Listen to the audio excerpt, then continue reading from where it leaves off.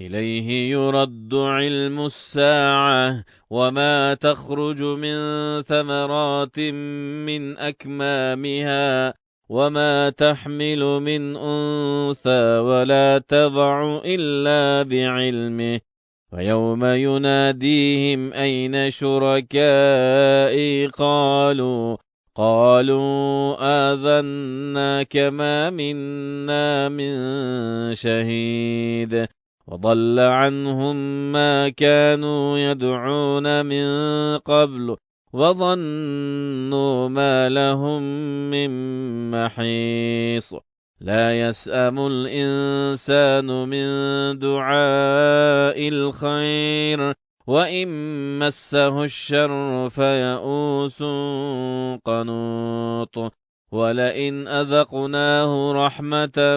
منا من بعد ضراء مسته ليقولن هذا لي وما أظن الساعة قائمة ولئن رجعت إلى ربي إن لي عنده للحسنى فلننبئن الذين كفروا بما عملوا ولنذيقنهم من عذاب غليظ وإذا أنعمنا على الإنسان أعرض ونأى بجانبه وإذا مسه الشر فذو دعاء عريض قل أرأيتم إن كان من عند الله ثم كفرتم به من أضل ممن هو في شقاق بعيد سنريهم آياتنا في الآفاق وفي أنفسهم حتى يتبين لهم أنه الحق أولم يكف بربك أنه على كل شيء شهيد ألا إنهم في مرية من لقاء ربهم ألا إنه بكل شيء محيط. Kur'an-ı Kerim Abdi Tale.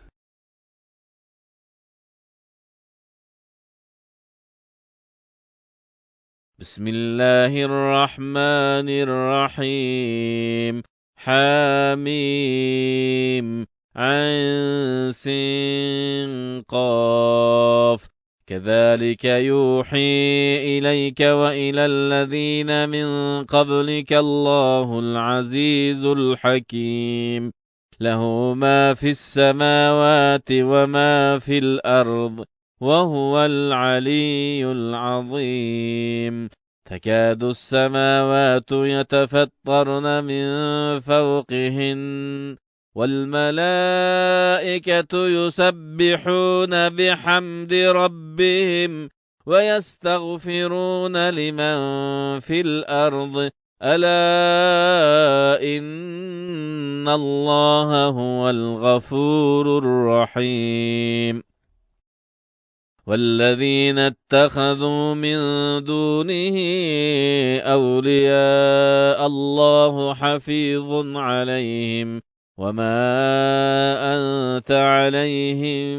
بوكيل وكذلك أوحينا إليك قرآنا عربيا لتنذر أم القرى ومن حولها وتنذر يوم الجمع لا ريب فيه فريق في الجنة وفريق في السعير ولو شاء الله لجعلهم أمة واحدة ولكن يدخل من يشاء في رحمته والظالمون ما لهم من ولي ولا نصير أم اتخذوا من دونه أولياء فالله هو الولي وهو يحيي الموتى وهو على كل شيء قدير. وما اختلفتم فيه من شيء فحكمه إلى الله، ذلكم الله ربي عليه توكلت وإليه أنيب. فاطر السماوات والأرض جعل لكم من أنفسكم أزواجا ومن الأنعام أزواجا يزرعكم فيه ليس كمثله شيء وهو السميع البصير. له مقاليد السماوات والأرض يبسط الرزق لمن يشاء ويقدر إنه بكل شيء عليم. شرع لكم من الدين ما وصى به نوحا والذي أوحينا إليك وما وصينا به إبراهيم وموسى وعيسى أن أقيموا الدين ولا تتفرقوا فيه كبر على المشركين ما تدعوهم إليه الله يجتبي إليه من يشاء ويهدي إليه من ينيب. وما تفرقوا إلا من بعد ما جاءهم العلم بغيا بينهم ولولا كلمة سبقت من ربك إلى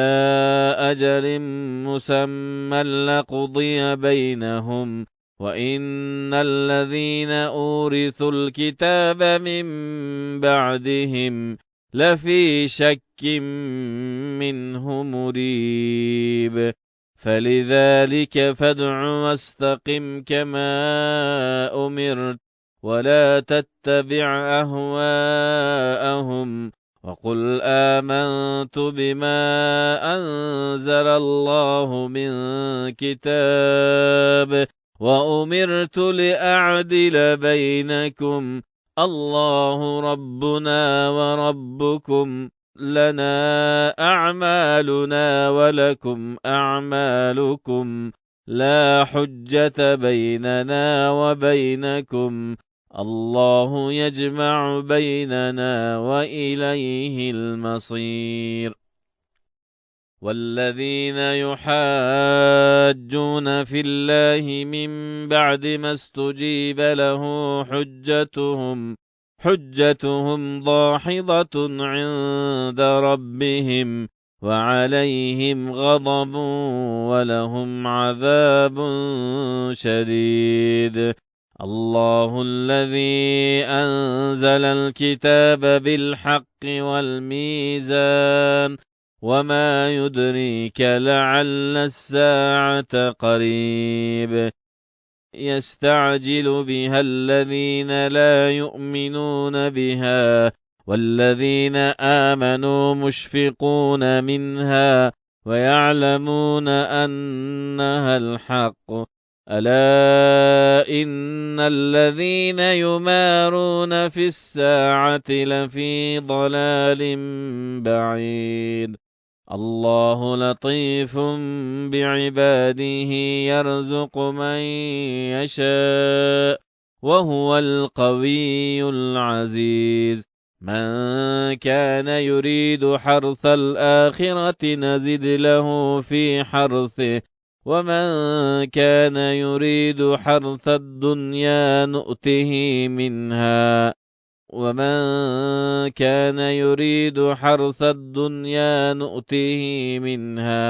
وما له في الآخرة من نصيب.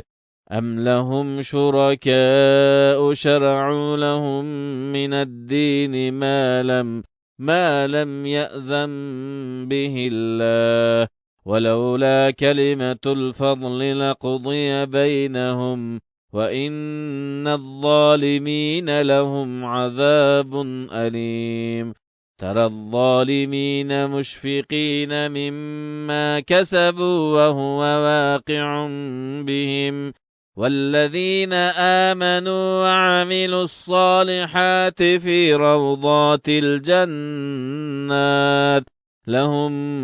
ما يشاءون عند ربهم ذلك هو الفضل الكبير ذلك الذي يبشر الله عباده الذين آمنوا وعملوا الصالحات قل لا أسألكم عليه أجرا إلا المودة في القربى ومن يقترف حسنة نزد له فيها حسنا إن الله غفور شكور أم يقولون افترى على الله كذبا فإن يشاء الله يختم على قلبك ويمحو الله الباطل ويحق الحق بكلماته إنه عليم بذات الصدور وهو الذي يقبل التوبة عن عباده ويعفو عن السيئات ويعلم ما تفعلون ويستجيب الذين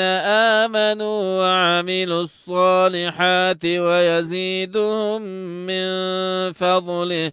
والكافرون لهم عذاب شديد ولو بسط الله الرزق لعباده لبغوا في الأرض ولكن ينزل بقدر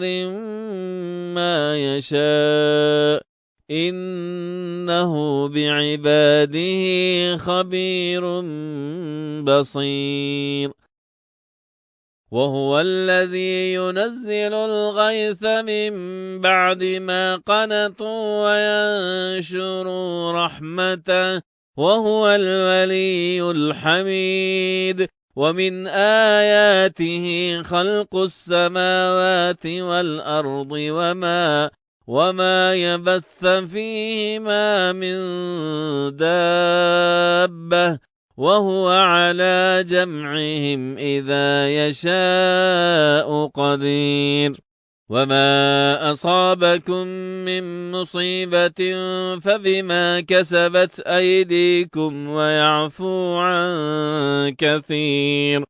وما أنتم بمعجزين في الأرض وما لكم من دون الله من ولي ولا نصير ومن آياته الجوار في البحر كالأعلام إن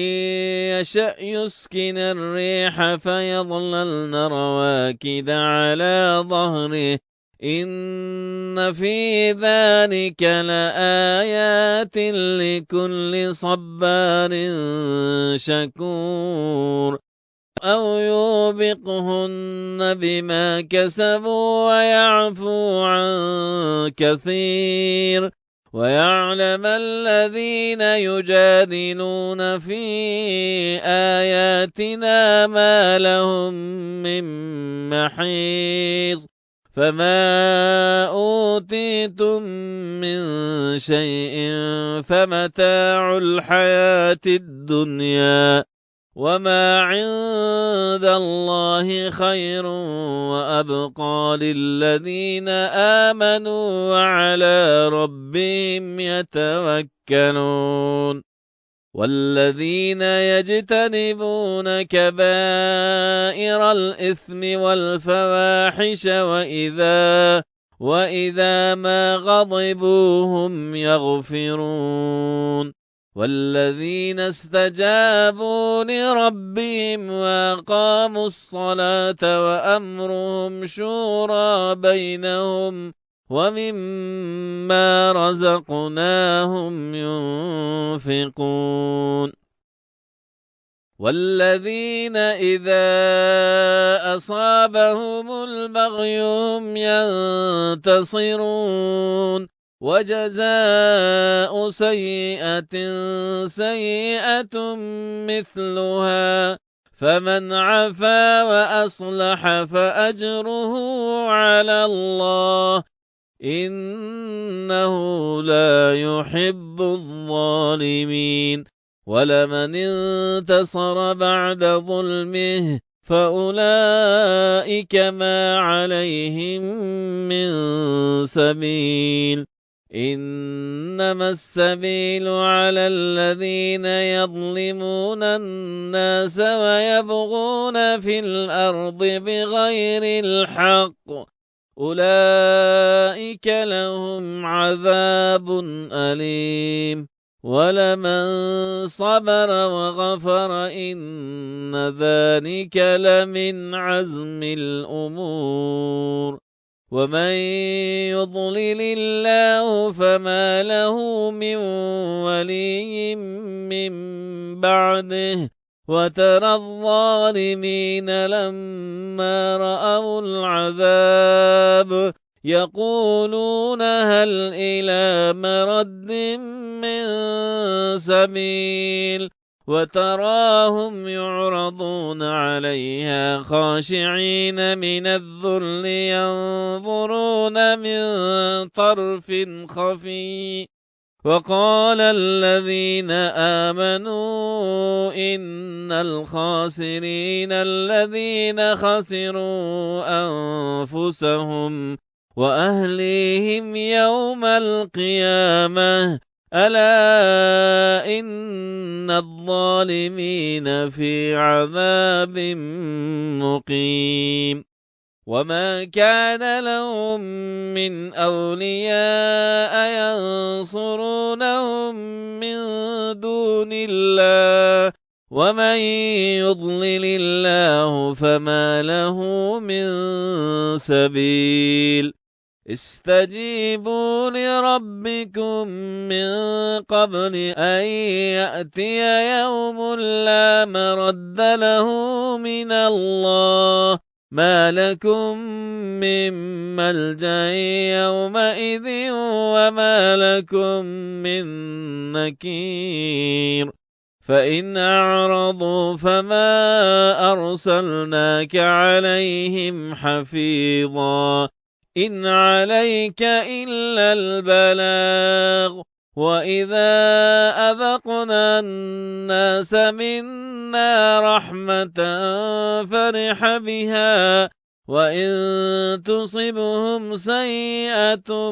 بما قدمت أيديهم فإن الإنسان كفور لله ملك السماوات والأرض يخلق ما يشاء يهب لمن يشاء إناثا ويهب لمن يشاء الذكور أو يزوجهم ذكرانا وإناثا ويجعل ما يشاء عقيما إنه علي قدير وما كان لبشر أن يكلمه الله إلا وحيا أو من وراء حجاب أو يرسل رسولا فيوحي بإذنه ما يشاء إنه علي حكيم وكذلك أوحينا إليك روحا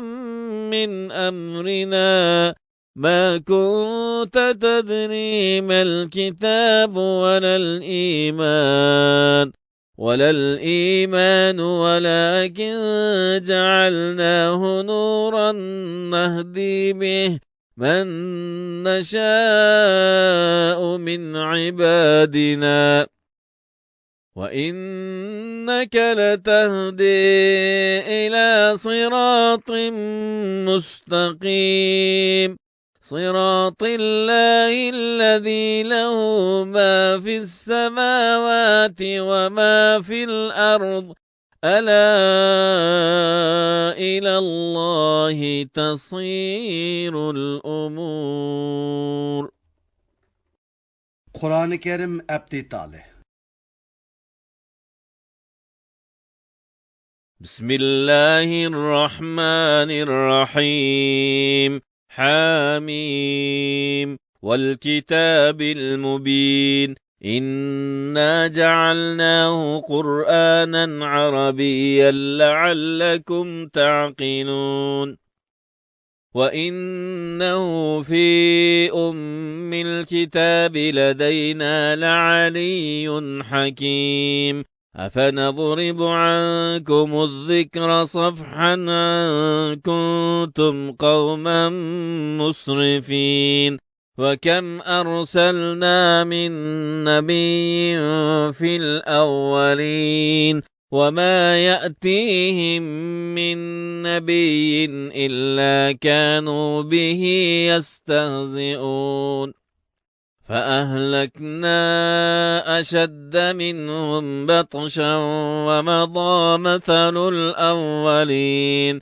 ولئن سألتهم من خلق السماوات والأرض ليقولن خلقهن العزيز العليم الذي جعل لكم الأرض مهدا وجعل لكم فيها سبلا لعلكم تهتدون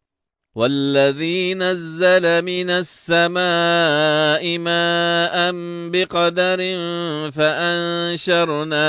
فأنشرنا به بلدة ميتا كذلك تخرجون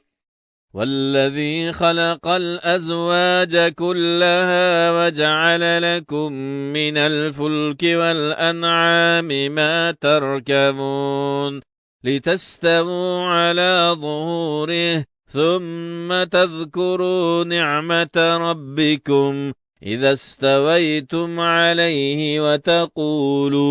وتقولوا سبحان الذي سخر لنا هذا وما كنا له مقرنين وإنا إلى ربنا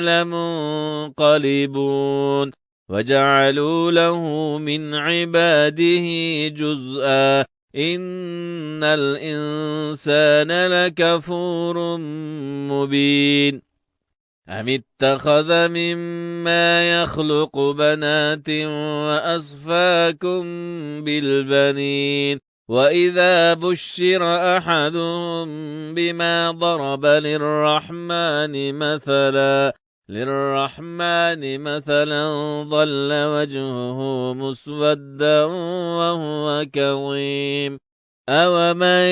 ينشأ في الحلية وهو في الخصام غير مبين وجعلوا الملائكة الذين هم عباد الرحمن إناثا أشهدوا خلقهم ستكتب شهادتهم ويسألون وقالوا لو شاء الرحمن ما عبدناهم ما لهم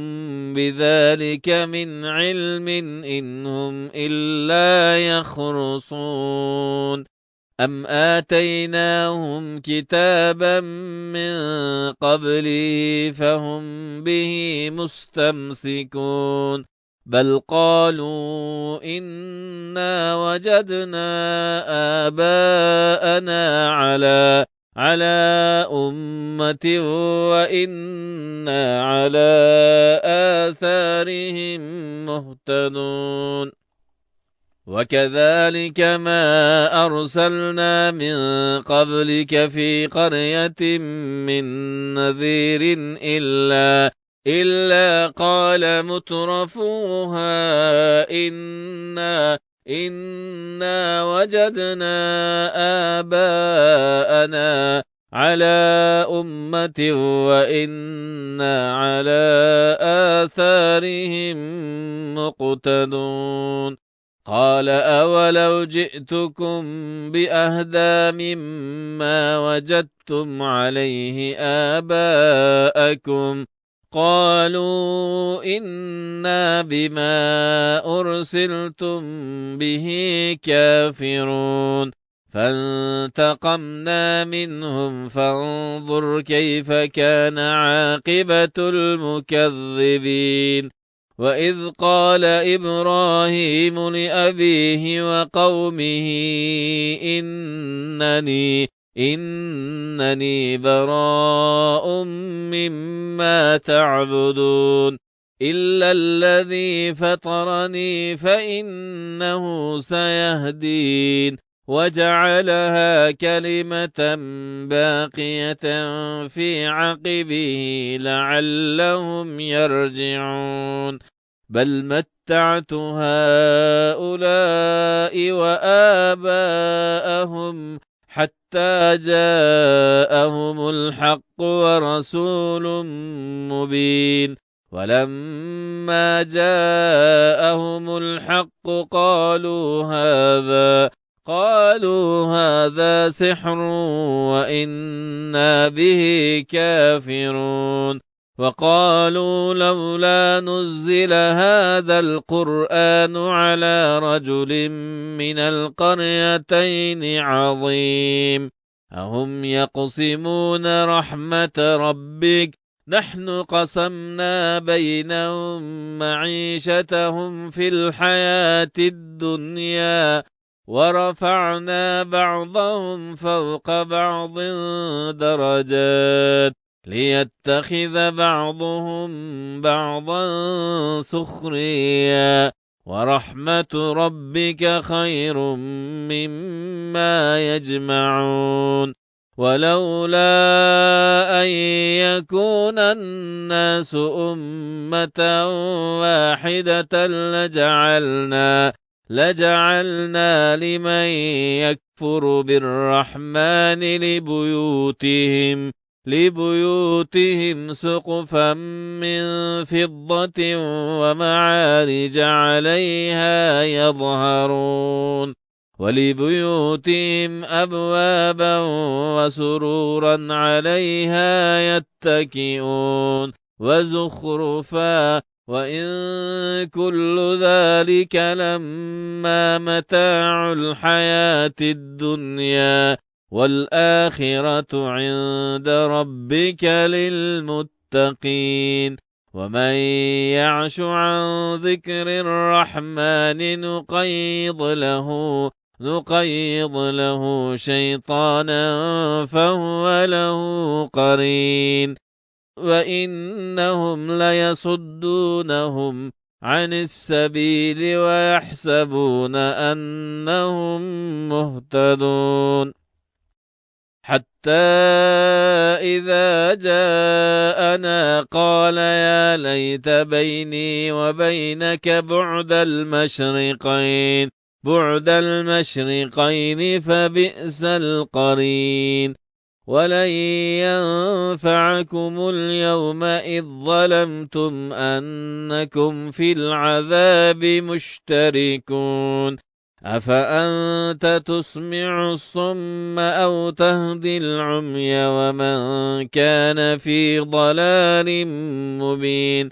فإنا نذهبن بك فإنا منهم منتقمون أو نرينك الذي وعدناهم فإنا عليهم مقتدرون فاستمسك بالذي أوحي إليك إنك على صراط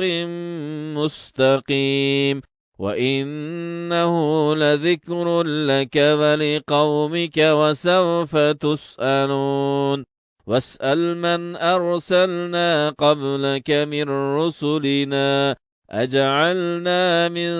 دون الرحمن آلهة يعبدون ولقد أرسلنا موسى بآياتنا إلى فرعون وملئه فقال إني رسول رب العالمين فلما جاءهم بآياتنا إذا هم منها يضحكون وما نريهم من آية إلا هي أكبر من أختها وأخذناهم بالعذاب لعلهم يرجعون وقالوا يا أيها الساحر ادع لنا ربك بما عهد عندك إننا لمهتدون فلما كشفنا عنهم العذاب إذا هم ينكثون ونادى فرعون في قومه قال يا قوم أليس لي ملك مصر وهذه الأنهار تجري من تحتي أفلا تبصرون أم أنا خير من هذا الذي هو مهين ولا يكاد يبين فلولا ألقي عليه أسورة من ذهب أو جاء معه الملائكة مقترنين فاستخف قومه فأطاعوه إنهم كانوا قوما فاسقين فلما آسفونا انتقمنا منهم فأغرقناهم أجمعين فجعلناهم سلفا ومثلا للآخرين ولما ضرب ابن مريم مثلا إذا قومك منه يصدون وقالوا آلهتنا خير أم هو ما ضربوه لك إلا جدلا بل هم قوم خصمون إن هو إلا عبد أنعمنا عليه وجعلناه مثلا لبني إسرائيل ولو نشاء لجعلنا منكم ملائكة في الأرض يخلفون وإنه لعلم الساعة فلا تمترن بها واتبعون هذا صراط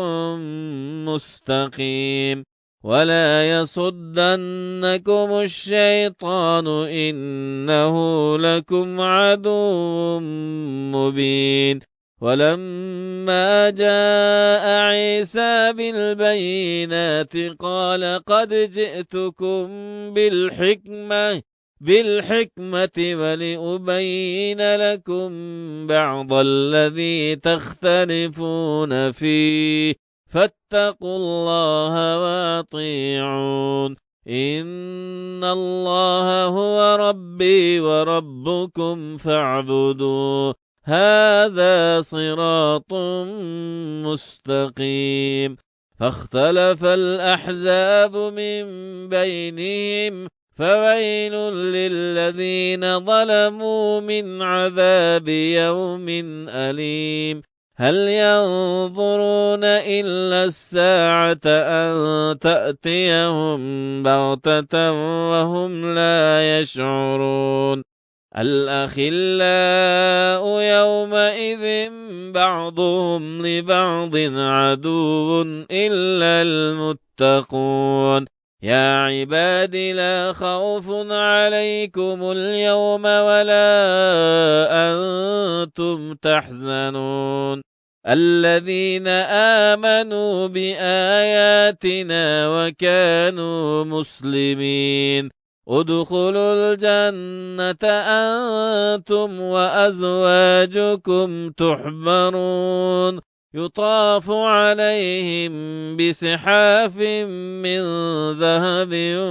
وأكواب وفيها ما تشتهيه الأنفس وتلذ الأعين وأنتم فيها خالدون وتلك الجنة التي أورثتموها بما كنتم تعملون لكم فيها فاكهة كثيرة منها تأكلون إن المجرمين في عذاب جهنم خالدون لا يفتر عنهم وهم فيه مبلسون وما ظلمناهم ولكن كانوا هم الظالمين ونادوا يا مالك ليقض علينا ربك قال إنكم ماكثون لقد جئناكم بالحق ولكن أكثركم للحق كارهون أم أبرموا أمرا فإنا مبرمون أم يحسبون أنا لا نسمع سرهم ونجواهم بلى ورسلنا لديهم يكتبون قل إن كان للرحمن ولد فأنا أول العابدين سبحان رب السماوات والأرض رب العرش عما يصفون فذرهم يخوضوا ويلعبوا حتى يلاقوا يومهم الذي يوعدون وهو الذي في السماء إله وفي الأرض إله وهو الحكيم العليم وتبارك الذي له ملك السماوات والأرض وما بينهما وعنده علم الساعة وإليه ترجعون ولا يملك الذين يدعون من دونه الشفاعة إلا من شهد بالحق وهم يعلمون ولئن سألتهم من خلقهم ليقولن الله فأنى يؤفكون وقيله يا رب إن هؤلاء قوم لا يؤمنون فاصفح عنهم وقل سلام فسوف يعلمون Kur'an-ı Kerim ابتداله بسم الله الرحمن الرحيم حاميم والكتاب المبين إنا أنزلناه في ليلة مباركة إنا كنا منذرين فيها يفرق كل أمر حكيم أمرا من عندنا إنا كنا مرسلين رحمة من ربك إنه هو السميع العليم رب السماوات والأرض وما بينهما إن كنتم موقنين لا إله إلا هو يحيي ويميت ربكم ورب آبائكم الأولين بل هم في شك يلعبون فارتقب يوم تأتي السماء بدخان مبين يغشى الناس هذا عذاب أليم ربنا اكشف عنا العذاب إنا مؤمنون أنى لهم الذكرى وقد جاءهم رسول مبين ثم تولوا عنه وقالوا معلم مجنون إنا كاشف العذاب قليلا إنكم عائدون يوم نبطش البطشة الكبرى إنا منتقمون ولقد فتنا قبلهم قوم فرعون وجاءهم رسول كريم أن أدوا إلي عباد الله إني لكم رسول أمين وألا تعلوا على الله إني آتيكم بسلطان مبين وإني عذت بربي وربكم أن ترجمون وإن لم تؤمنوا لي فاعتزلون فدعا ربه أن هؤلاء قوم مجرمون فأسر بعبادي ليلا إنكم متبعون واترك البحر رهوا إنهم جند مغرقون كم تركوا من جنات وعيون وزروع ومقام كريم ونعمة كانوا فيها فاكهين كذلك وأورثناها قوما آخرين فما بكت عليهم السماء والأرض وما كانوا منظرين ولقد نجينا بني إسرائيل من العذاب المهين من فرعون إنه كان عاليا من المسرفين ولقد اخترناهم على علم على العالمين وآتيناهم من الآيات ما فيه بلاء مبين إن هؤلاء ليقولون إن هي إلا موتتنا الأولى وما نحن بمنشرين فأتوا بآبائنا إن كنتم صادقين أهم خير أم قوم تبع والذين من قبلهم أهلكناهم إنهم كانوا مجرمين وما خلقنا السماوات والأرض وما بينهما لاعبين ما خلقناهما إلا بالحق ولكن أكثرهم لا يعلمون إن يوم الفصل ميقاتهم أجمعين يوم لا يغني مولى عن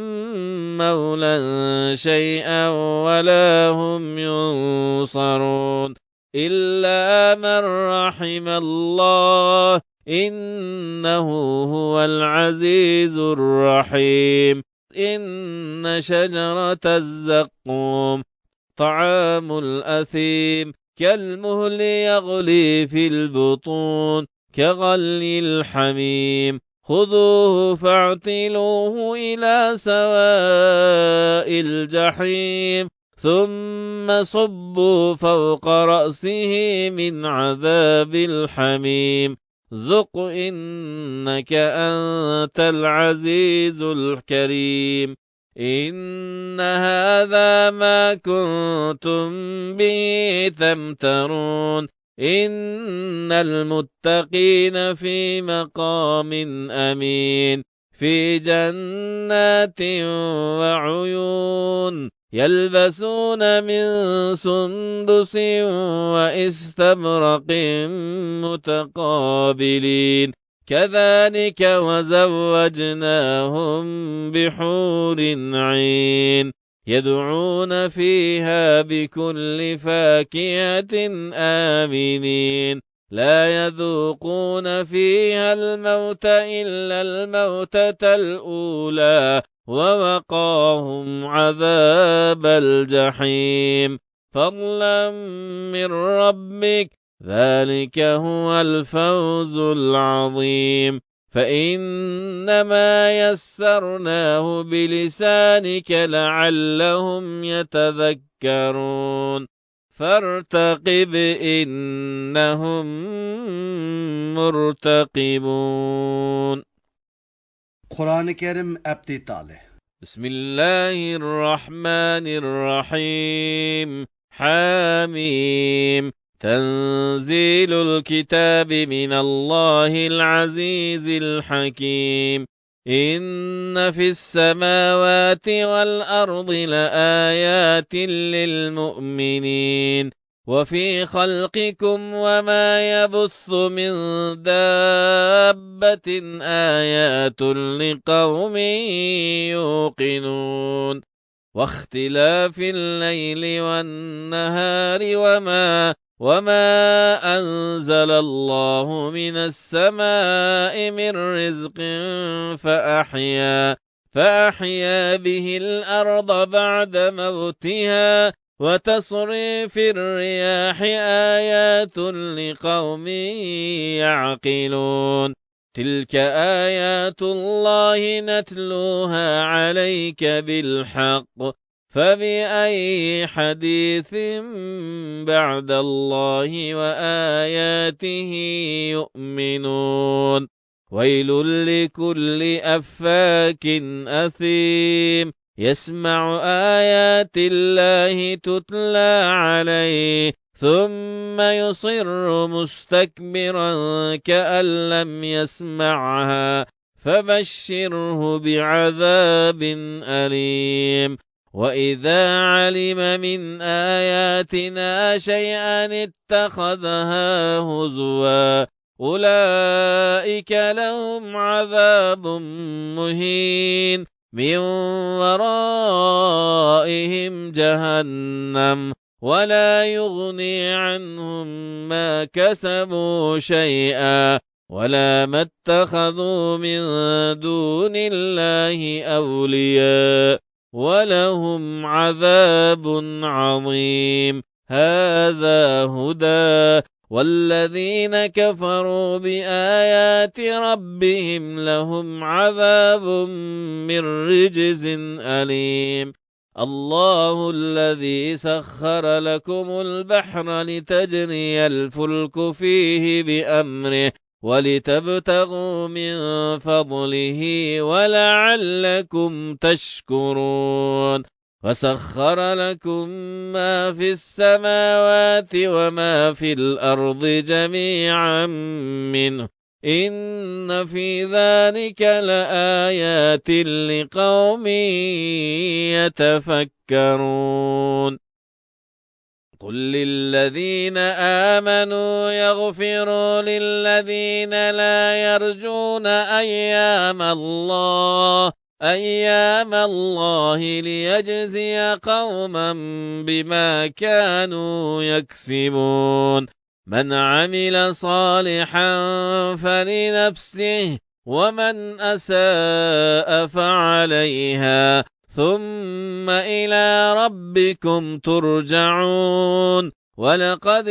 آتينا بني إسرائيل الكتاب والحكم والنبوة ورزقناهم من الطيبات وفضلناهم على العالمين وآتيناهم بينات من الأمر فما اختلفوا إلا من بعد ما جاءهم العلم بغيا بينهم إن ربك يقضي بينهم يوم القيامة فيما كانوا فيه يختلفون ثم جعلناك على شريعة من الأمر فاتبعها ولا تتبع أهواء الذين لا يعلمون إنهم لن يغنوا عنك من الله شيئا وإن الظالمين بعضهم أولياء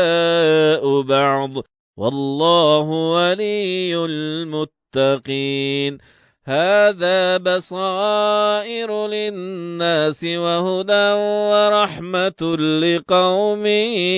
يوقنون أم حسب الذين اجترحوا السيئات أن نجعلهم كالذين آمنوا وعملوا الصالحات سواء محياهم ومماتهم ساء ما يحكمون وخلق الله السماوات والأرض بالحق ولتجزى كل نفس بما كسبت وهم لا يظلمون أفرأيت من اتخذ إلهه هواه وأضله الله على علم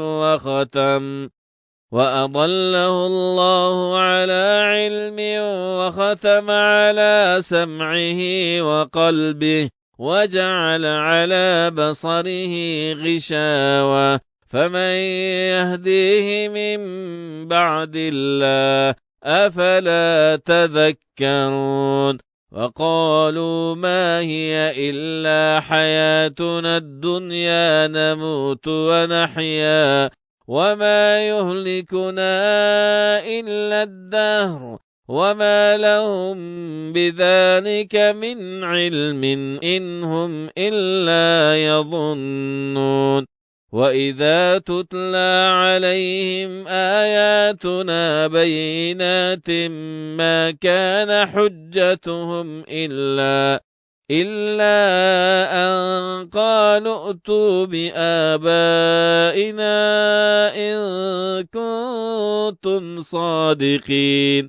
قل الله يحييكم ثم يميتكم ثم يجمعكم إلى يوم القيامة لا ريب فيه ولكن أكثر الناس لا يعلمون ولله ملك السماوات والأرض ويوم تقوم الساعة يومئذ يخسر المبطلون وترى كل أمة جاثية كل أمة تدعى